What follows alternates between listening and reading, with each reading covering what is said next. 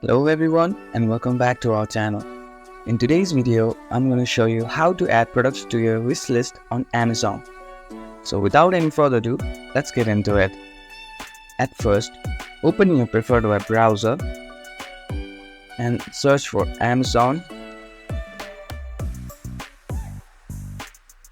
Once you're in the website, search for products that you want to add to your wish list.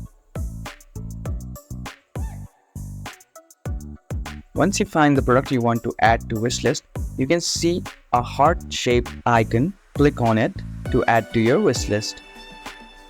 Just like that, we have added an item in our wish list. I'll also show you another product which I will add to my wish list. Go to the home page and check for other items. For example, this mouse.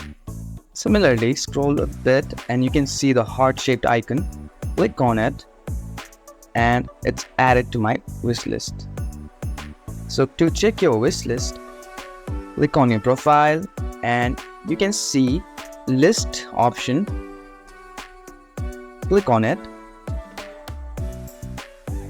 and you can see our list that has been saved. And that's how you can save your products on Amazon wish list. If you found this video helpful, don't forget to give this video a thumbs up and subscribe to our channel for more tutorials like this.